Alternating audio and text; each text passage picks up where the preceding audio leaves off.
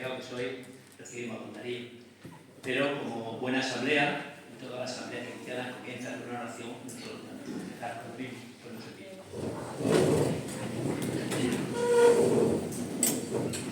Invocamos al Espíritu Santo para que puede llenar la cabeza, también lo llene el corazón. Nuestro auxilio es en el nombre del Señor, que hizo el cielo. Padre nuestro que estás en el cielo, santificado sea tu nombre. Venga a nosotros tu reino. Hágase tu voluntad en la tierra como en el cielo. Danos hoy nuestro pan de cada día. Perdona nuestras ofensas, como también nosotros perdonamos a los que nos ofenden. No nos dejes caer en la tentación y líbranos del mal. Gloria al Padre, al Hijo y al Espíritu Santo. Como era en el principio, ahora y siempre, por los siglos de los siglos. Amén.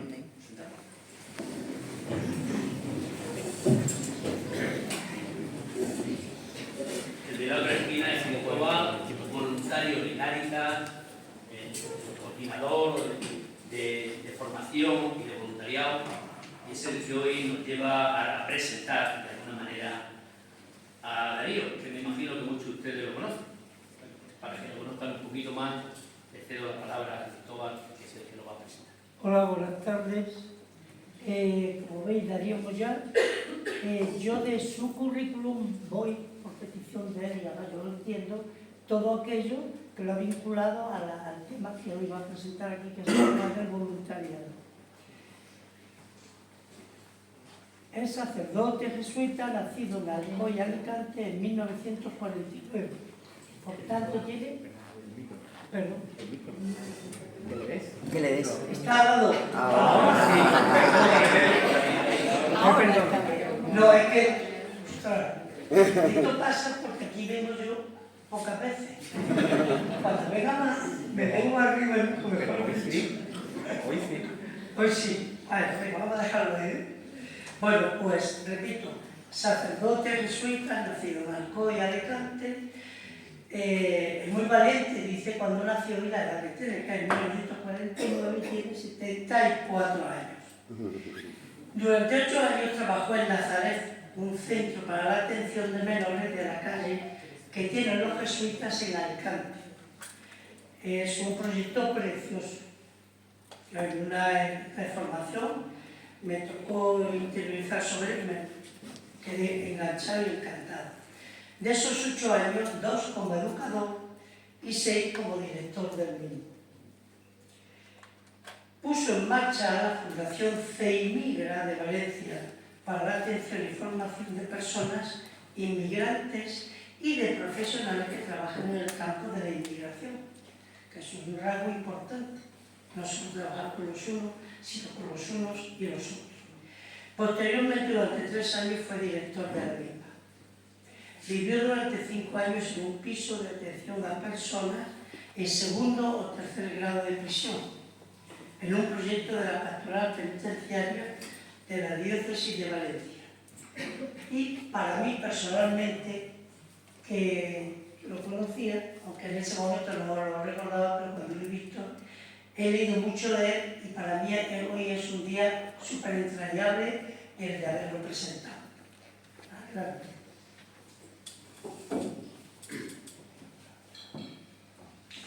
Bien, buenas tardes a todos y muchas gracias por haberme invitado.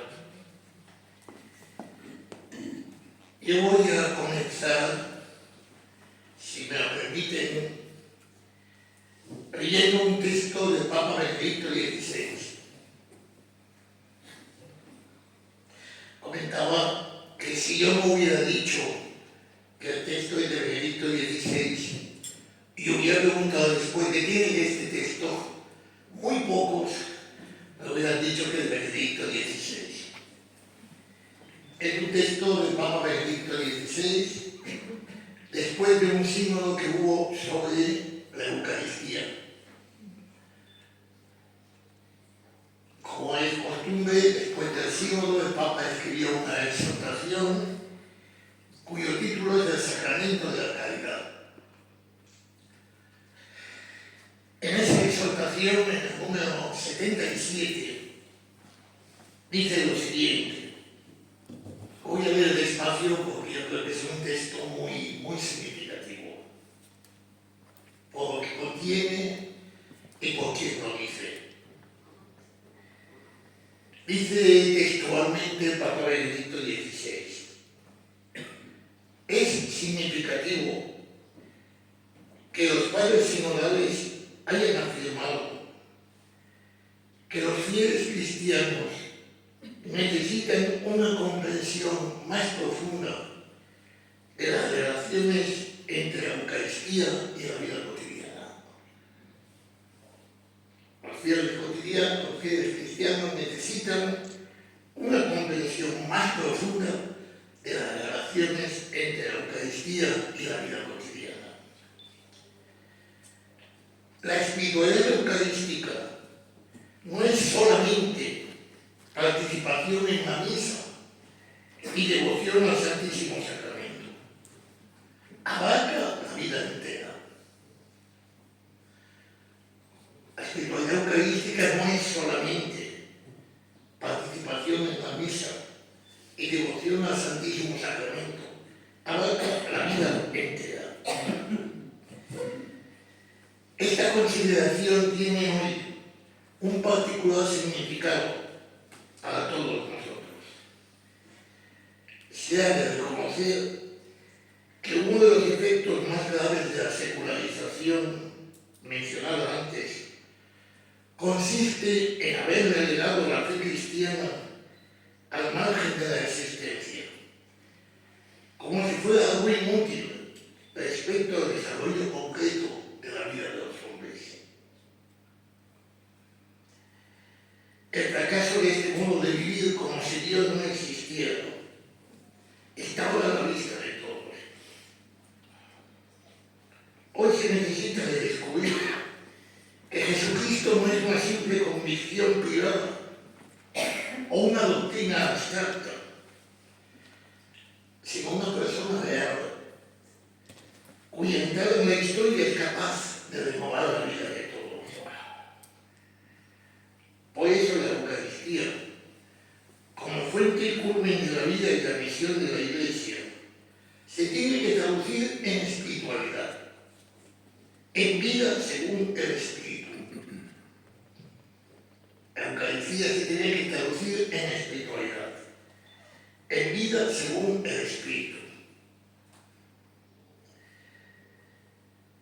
Esta espiritualidad cristiana es una espiritualidad que debe afectar al modo de entender nuestra manera de estar en el mundo y por tanto afecta también a nuestro modo de acercarnos a las personas más pobres y más excluidas de la sociedad. Para la espiritualidad cristiana es un elemento fundamental el modo como nos acercamos al hermano que sufre. Y por tanto, hablar de espiritualidad en el voluntariado social es algo que está lleno de sentido.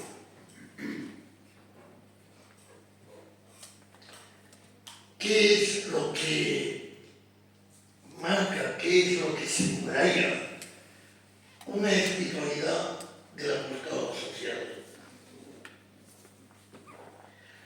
Yo voy a dividir en 3 capítulos.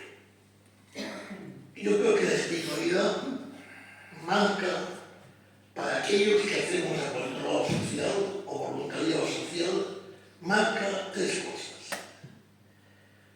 Marca actitudes, marca un modo de actuar y marca un horizonte.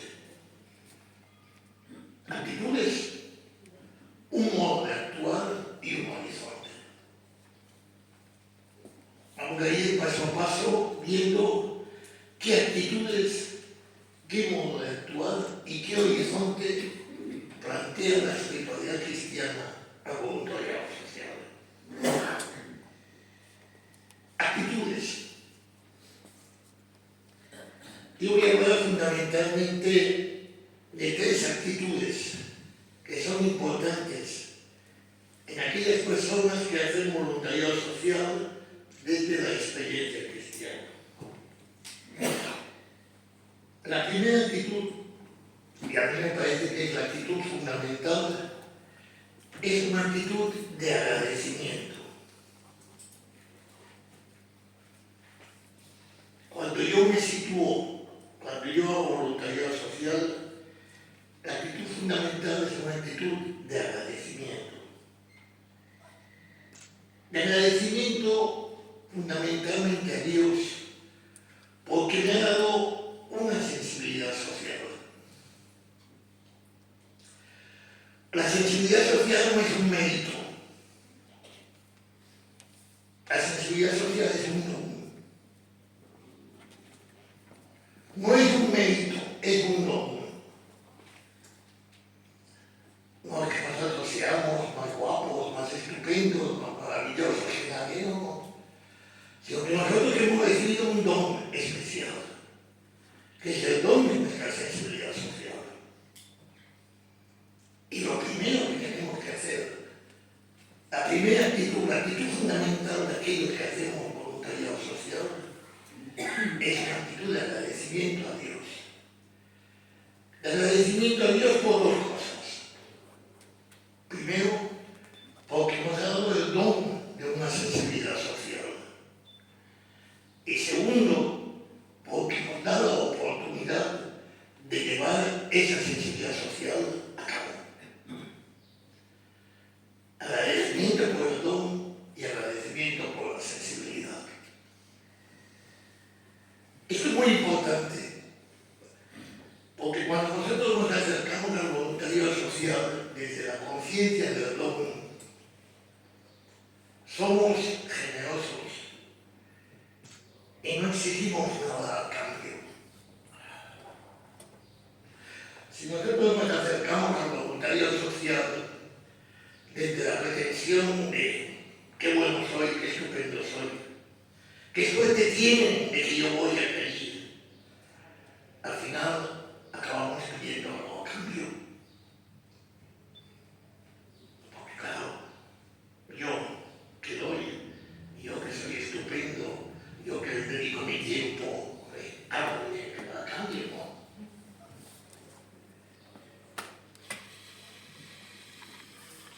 La actitud de agradecimiento nos libera de cualquier pretensión de exigir, de pedir nada a cambio.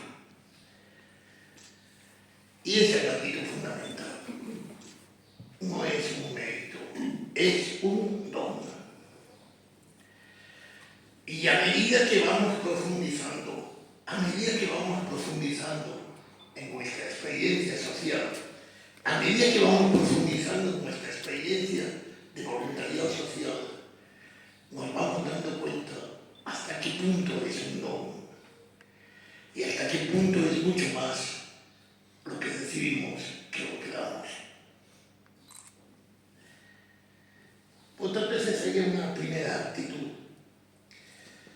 Una segunda actitud, para nosotros que nos acercamos a personas excluidas de la sociedad, a personas mal calificadas.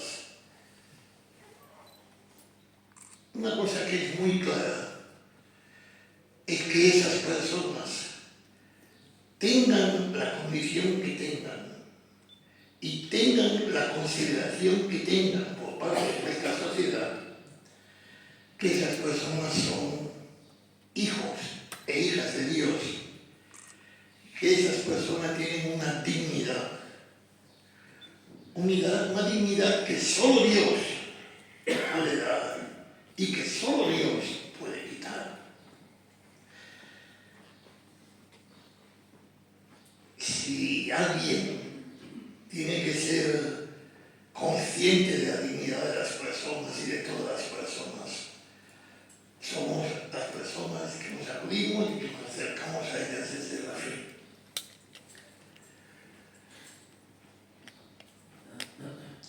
A mí no me gusta nada, porque no estoy nada de acuerdo con esa expresión que a veces se dice, no, es que les han quitado la dignidad.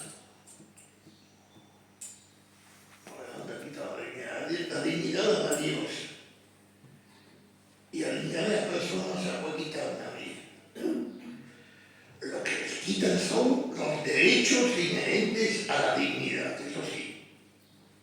Los derechos inherentes a la dignidad, eso sí. O incluso nos podemos encontrar con situaciones de personas que no se comportan dignamente. Bueno, no se comportan dignamente, pero su dignidad está ahí. Porque la dignidad la da Dios. Y la dignidad solo la puede quitar Dios, que no la quita nunca. Sean como sean, tengan la conducta que tengan la consideración social que tengan, mientras son personas con dignidad. Y eso evidentemente condiciona nuestro modo de acercarnos a ellas. Lo veremos a continuación. Primera actitud, el agradecimiento. Segunda actitud, la conciencia de la dignidad. Tercera actitud, vamos a ver. Para nosotros, el voluntariado social no es nunca un entretenimiento. Para nosotros el voluntariado social no es, bueno, que no sé qué hacer los sábados de 8 a 10 y entonces hago voluntariado social. Para nosotros el voluntariado social está unido a nuestras más hondas convicciones, a nuestras más hondas convicciones. Esas son las convicciones que nos dicen que los pequeños son los preferidos de Dios. Eso es lo importante. Eso es importante. Eso es importante porque cuando vinculamos el voluntariado social a nuestras convicciones más hondas, cuando vinculamos el voluntariado social a nuestras convicciones más hondas, eso nos da fuerza para permanecer en los momentos de desánimo o de cansancio. Viva cuando es un detenimiento, mientras pueda, mientras no me canse, mientras tenga tiempo. Voluntariado social no es mientras pueda, mientras no me canse, mientras tenga tiempo. Es algo que está muy unido a nuestras convicciones cristianas básicas. Pues tenemos que discernir en qué medida podemos o no podemos. Pero mi cansancio no es el criterio. No es un hobby. El voluntariado social no es un hobby. Bueno, yo creo que esas serían las actitudes básicas que yo pedí a un voluntario social. Agradecimiento y no conciencia de mérito. Conciencia profunda de la dignidad de las personas con las que estás tratando.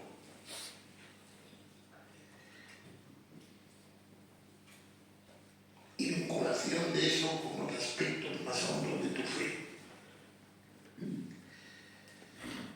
Decía que también hay un modo. Cuando hacemos voluntariado social desde el Evangelio, no vale cualquier cosa. No vale cualquier modo. Hay unos modos evangélicos. Hay unos modos evangélicos. Y hay unos modos que no son tan evangélicos. ¿Y cuáles son esos modos evangélicos de hacer nuestro voluntariado social? Yo empezaré diciendo algo que quizás os puede sorprender por la palabra que voy a utilizar, pero que espero explicar. A vuestro acercamiento a las personas que sufren de cualquier manera, por cualquier de causa, tiene que ser un acercamiento contemplativo. Tiene que ser un acercamiento contemplativo. ¿Qué quiero decir cuando digo que tiene que ser un acercamiento contemplativo? Pues quizás si digo lo contrario, ya empieza a entenderse qué quiero decir cuando digo que tiene que ser un acercamiento contemplativo. No tiene que ser un acercamiento narcisista.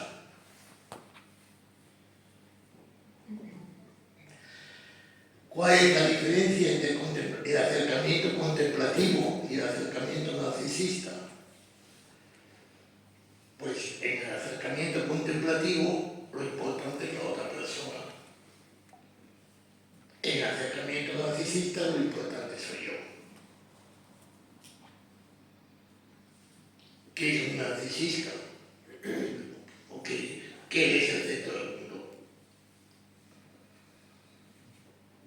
Yo leí hace poco una reflexión de un sociólogo francés que dice, cuando yo veo delante del Coliseo Romano, delante de una gran obra de arte, delante de la Gioconda, me da igual, la Gioconda es, cuando veo al que está ahí haciéndose el selfie, la obra de arte le importa un pepino. Lo que le importa es que se vea que él ha estado ahí. Entonces, el centro es él. El centro es él, el centro no es la obra de arte. Por bonita que sea y por estupenda que sea. El centro es él. Vivimos en una sociedad absolutamente narcisista. Y nuestro acercamiento, nuestro comentario social tiene que ser lo contrario de un acercamiento narcisista, tiene que ser un acercamiento contemplativo. ¿Y qué quiero decir cuando digo un acercamiento contemplativo? ¿Qué es la oración de contemplación? La oración de contemplación es una oración en la cual nosotros ponemos en primer plano la persona de Jesús.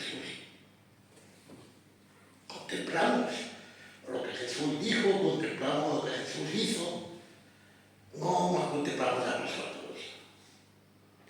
¿Qué me pasa? ¿Qué no me pasa? Hoy me duele, hoy no me duele. Contemplamos a Jesús. Es una oración contemplativa. Una oración en la cual el centro de la persona es Jesús. En la cual el centro es el otro. Nuestro voluntariado social tiene que tener un talante contemplativo, en el cual el centro es la otra persona. Yo estoy para ayudar a la otra persona. El centro es la otra persona. Yo no soy el protagonista. El protagonista es la otra persona. Volvemos a lo anterior. Si yo me pienso que soy el más guapo del mundo, pues sigo siendo el centro. El centro es la otra persona, el protagonista es la otra persona. Yo voy a ayudar a la otra persona.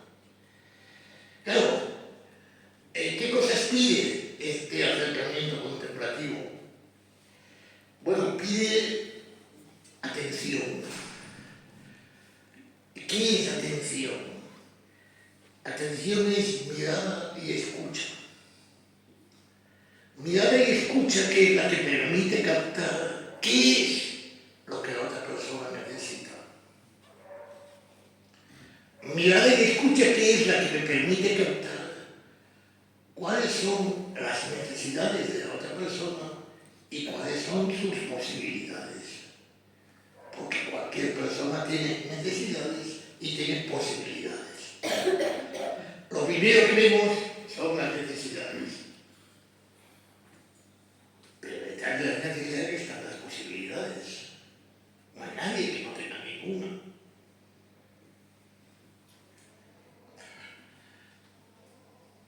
Mirada y escucha. Mirada y escucha. Y eso es lo primero. Antes de hacer nada yo tengo que mirar y tengo que escuchar. ¿Qué es No qué es lo que a mí me parece, qué es lo que la otra persona necesita. Porque yo estoy ahí para darle respuesta y para ayudar a las necesidades de la otra persona. No para hacer lo que a mí me parece, lo que a mí me gusta. Mirada y escucha. Bueno, hay un modo de mirar, que es el modo de mirar de Jesús, esas miradas de Jesús en el Evangelio. Y ojo, no nos engañemos, no nos engañemos. Miramos como Jesús cuando le hemos mirado a Él muchas veces.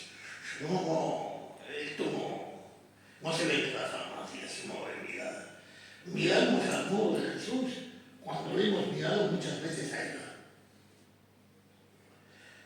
Y el Evangelio está lleno de miradas de Jesús. ¿Cómo son las miradas de Jesús?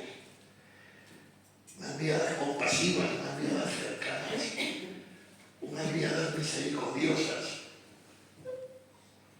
unas miradas que se fijan en el detalle. Hablaremos ahora del detalle.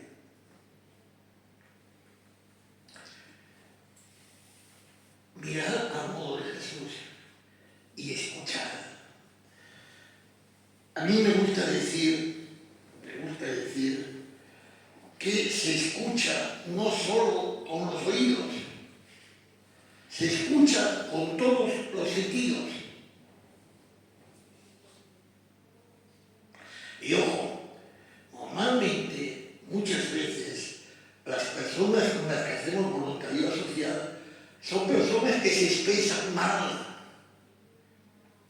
o porque no conocen el idioma, o porque no tienen facilidad verbal. Claro, si escuchamos solo con el oído, van perdidos. Se escucha con todos los sentidos. Se escucha con el oído, se escucha con la mirada. Entre otras cosas porque además las personas no nos expresamos solo con palabras. Las personas no nos expresamos solo con palabras. Las personas, por ejemplo, nos expresamos con lágrimas o con sonrisas. Las personas a veces se expresan con silencios.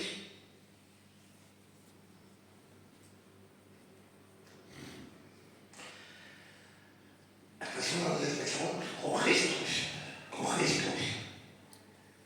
Las personas nos expresamos de muchas maneras.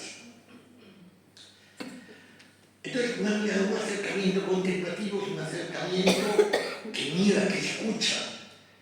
Y el sentido de mirar y escuchar es que el otro es el protagonista, que yo tengo que ayudarle.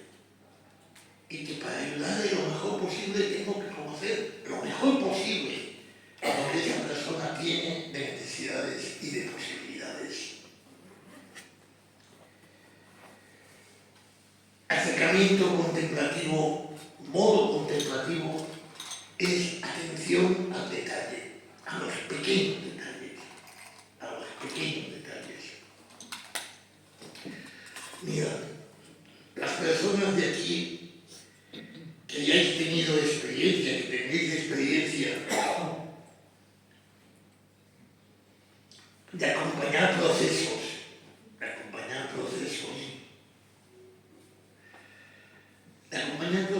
de personas en situación de marginalidad, me tengo que ser menores de la calle, que personas que están en la cárcel, lo que yo he vivido, que personas con problemas de toxicomanía. Los detalles son muy importantes. Tú que estás acompañando un proceso y de vez en cuando estás casi desanimado, ves un detalle que te gusta y ese detalle te estimula. Hay que estar atento a los detalles. O ves un detalle y ese detalle dice, ojo, que aquí algo está pasando. Atención a los detalles. Atención a los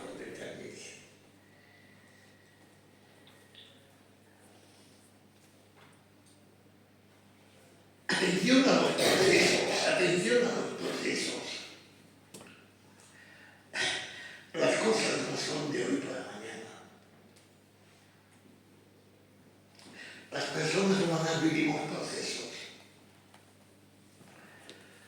Y los procesos humanos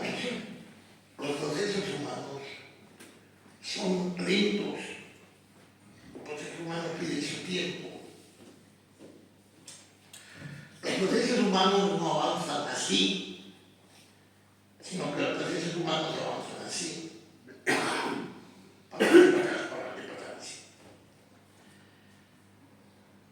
Y los procesos humanos, sobre todo con personas frágiles, a veces son muy frágiles.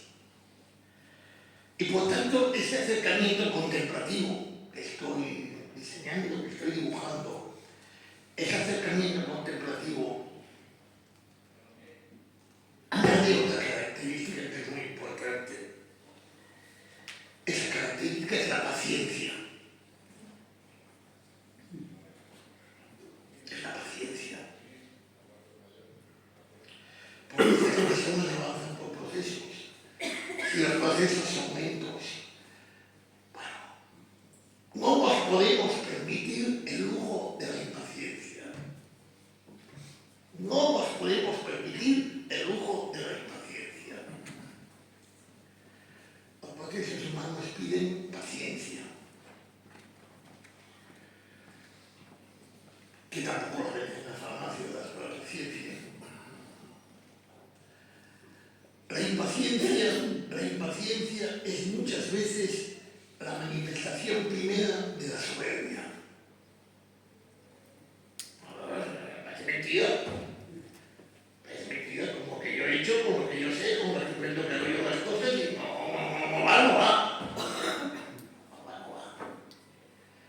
La impaciencia muchas veces es una manifestación clarísima de soberbia. Porque otra vez, me pongo yo primero. Chico, ponte en el lugar del otro. Considera la historia del otro. Considera las dificultades que el otro tiene. Y a partir de ahí, serás capaz de entender que hay que tener un poco de paciencia, o mucho de paciencia. El acercamiento contemplativo es mirada, es escucha, es atención, es fijarse en el detalle, es paciencia. Es también respeto a la libertad del otro. Respeto a la libertad del otro.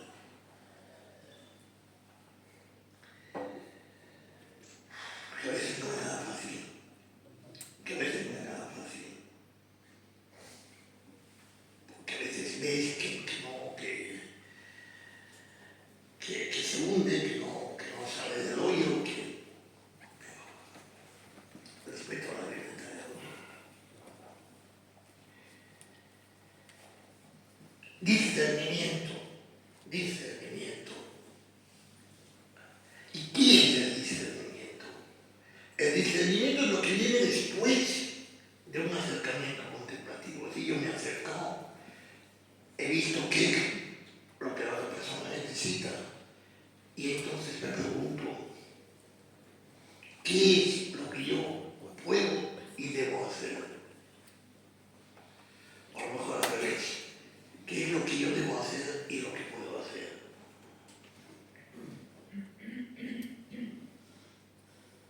Porque lamentablemente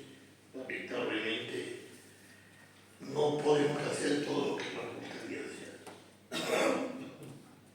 Y entonces nos tenemos que preguntar qué es lo que podemos hacer. Mirad, en el mundo de lo social, cuando estoy diciendo cosas que son obvias, en el mundo de lo social, las necesidades siempre superan las posibilidades. Las necesidades siempre superan las posibilidades. Entonces, bueno, pues muy bien, pues yo, con mis posibilidades, ¿qué es lo que puedo hacer? Lo que esta persona, lo que este colectivo necesita, ¿qué es lo que yo puedo hacer? Un discernimiento entre necesidades y posibilidades. Un discernimiento ante que he sido director de instituciones sociales, un discernimiento entre qué costos tienes que aceptar y qué costos no tienes que aceptar.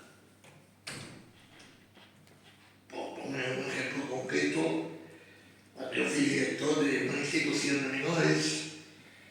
Bueno, por aquel entonces teníamos 200 menores internos, que no es poco de pavo. 200 menores internos, más otras cosas anejas, y eso pues era mucho dinero al mes, claro.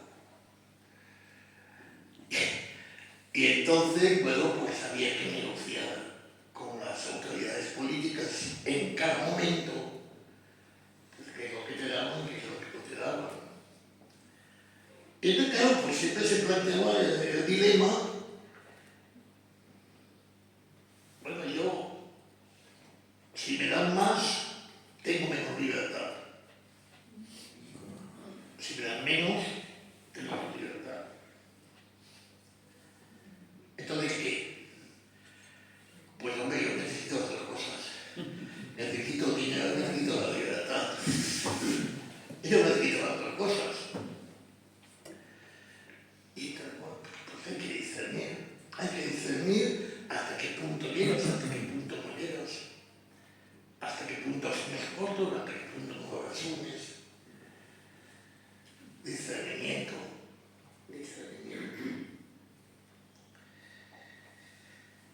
Y después también el acercamiento contemplativo del que estamos hablando tiene una componente que es fundamental. Fundamental en el acercamiento contemplativo y fundamental en el amor cristiano, que se llama gratuidad. Y se llama gratuidad. Volvemos a hablar al principio. Esa gratuidad solo es posible vivirla si uno vive desde el don. Claro, gratuidad efectiva la damos, por supuesto. El problema es la gratuidad afectiva. El problema es la gratuidad afectiva. ¿Y qué estoy diciendo con esta gratuidad afectiva? Pues, que yo no busco compensaciones afectivas. Que no busco compensaciones afectivas de tipo que sean. No busco aplausos, no busco recomendaciones, no busco dependencias. La actividad afectiva no es fácil. No es fácil. Yo recuerdo cuando estaba también en un sector de partes, había un compañero mío que trabajaba, bueno, de solo a solo, de luna a luna, trabajaba mucho. Más imposible, trabajaba mucho. Con chavales pues que eran lo que eran, con chavales de la calle, y además ya en una época en que ya el tema de la toxicomanía ya empezaba. Y bueno, pues obviamente los chavales pues a veces respondían y a veces no. A veces respondían y a veces hacían trastadas. Y de vez en cuando este buen hombre, vuelvo a decir, entregado hasta decir basta. Cuando un chaval le hacía una trastada, ve, con lo que yo he hecho por ti, ¿te pasas la factura o qué? ¿Te pasas la factura con lo que yo he hecho por ti? Bueno, la actividad afectiva es saber que todo nuestro esfuerzo y todo nuestro trabajo puede quedar sin reconocimiento. A ver, somos personas. Es decir, a mí me gusta más que me den las gracias que no me las den. A mí me gusta más que las cosas me salgan bien que me salgan mal. Pero una cosa es eso y otra cosa es depender de eso. Otra cosa es depender de eso. Y la realidad es que yo no dependo, no es que no me guste los reconocimientos, que no me guste que las cosas salgan bien, que no me gusta. Pero yo no dependo de eso. Yo no dependo de eso. Y yo me sigo integrando también cuando no me lo reconocen. También cuando no me lo reconocen. También cuando no me aplauden. También cuando las cosas no me salen bien.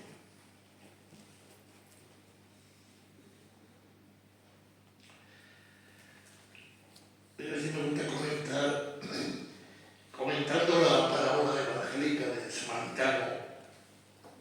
El samaritano porque hace todo lo que hace. Bueno, el samaritano hace todo lo que hace y no sabe qué va a pasar con eso. Aquel está medio muerto, no sabe si se va a morir o se va a morir. No sabe si va a dar las gracias o no se va a dar. No sabe si se va a enterar de quién es o quién no es. No sabe nada. No sabe nada. Pero bueno, no le importa. Ese yo creo que es el modo evangélico de hacer voluntario a la sociedad. El modo evangélico. Y como decía, actitudes y modo, lo que viene después, va todo ligado, no son cosas independientes. Ese es el modo evangélico. Un acercamiento contemplativo, atento al detalle, atento a la persona, capaz de discernir, capaz de actuar según sus necesidades, no según sus conveniencias. A veces llamamos servicio a cualquier cosa. Servicio es respuesta a las necesidades de la otra persona. No es hacer lo que a mí me gusta. A veces confundimos el servicio con la demostración de mis habilidades. No demostración de mis habilidades. El servicio es hacer lo que la otra persona necesita.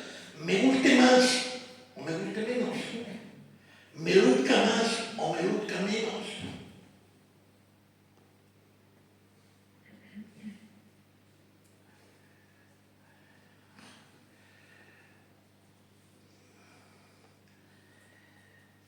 Servicio. Y finalmente os decía, actitudes, un modo de, y finalmente un horizonte. Un horizonte. Yo creo que la fe cristiana le da a nuestra acción voluntaria, que es una acción muchas veces muy dura, muy exigente, le da un horizonte de esperanza.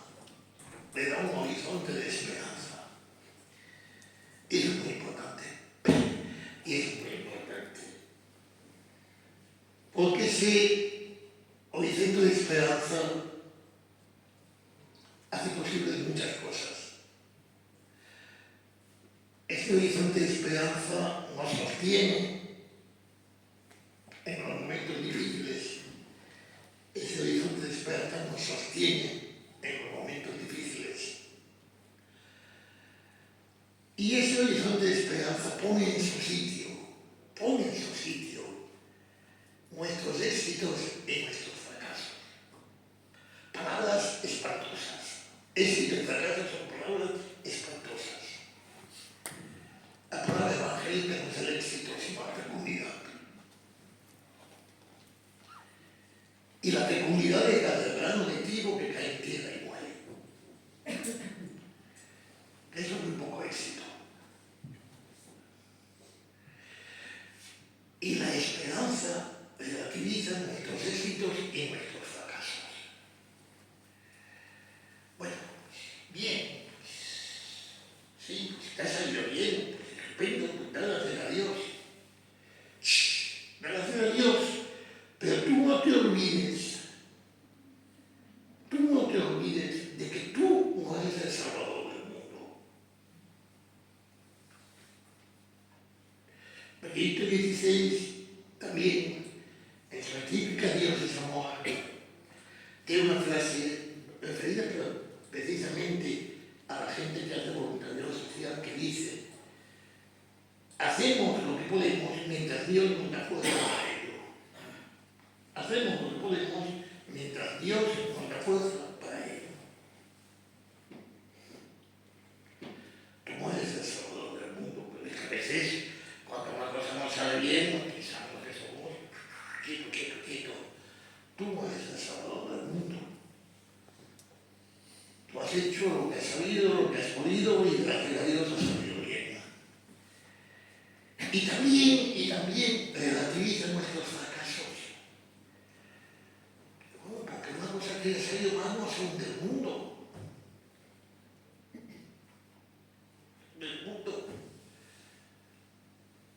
La vida de esa persona empezó antes de que llegaras tú. Y seguirá después de que tú te vayas. La vida de esa persona empezó antes de que tú llegaras. Y seguirá una vez que tú te vayas. Entonces, relativicemos éxitos y fracasos. Y la esperanza nos ayuda a relativizar nuestros éxitos y nuestros fracasos. La esperanza es una virtud en tensión. La esperanza es por un tiempo, por una parte, impaciente y paciente. La esperanza, pues, por una parte, es el ya. Pero el paciente, que todavía no. La esperanza es impaciente y paciente. La esperanza es al mismo tiempo deseo y trabajo. Deseo pie, pero no trabajo, no me quedo ahí esperando, trabajo poco. La esperanza es fortaleza y debilidad. La esperanza nos sitúa, pero no nos sitúa. Y ese es el horizonte de nuestra voluntariedad social. Ese es el horizonte de nuestra voluntariedad social. Y volvemos otra vez al principio. Es Dios el que nos pone allí para que ayudemos. Y como se dice en los ritos de ordenación, el Dios que comenzó la obra buena es la que al final terminó. Y tú, bueno, pues eres un instrumento que haces lo que puedes, lo que sabes, mientras Dios te da fuerza para ello. Pero no eres el Salvador del mundo. Y finalmente, voy concluyendo, yo creo que el voluntariado social vivido de esta manera, no vivido de cualquier manera, el voluntariado social vivido de esta manera es una auténtica experiencia mística. Es una auténtica experiencia mística. ¿Y por qué digo que el voluntariado social vivido de esta manera es una auténtica experiencia mística? Por dos cosas. La primera, porque en un voluntariado social vivido de esta manera te encuentras claramente con el Señor. Es una experiencia de encuentro con Dios. Es una experiencia de encuentro con Dios. Y digo, también es una experiencia mística, porque en un voluntariado social vivido de esta manera te encuentras con el hermano de una manera que de otra forma es imposible. Y en el fondo eso es la experiencia mística. La experiencia mística es la experiencia de encuentro con Dios. Y la experiencia de encuentro con Dios en los hermanos. Eso es la experiencia mística. Y el voluntariado social vivido de esta manera es, por supuesto, una posible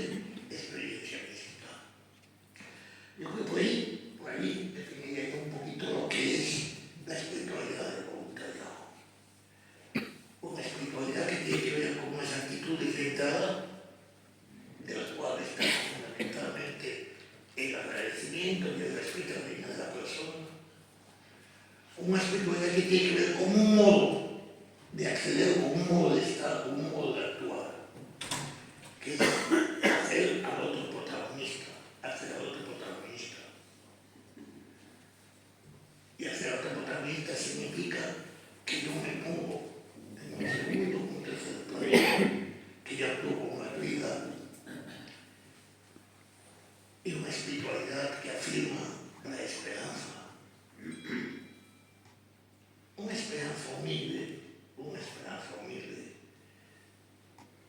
Esperamos en Dios desde la condición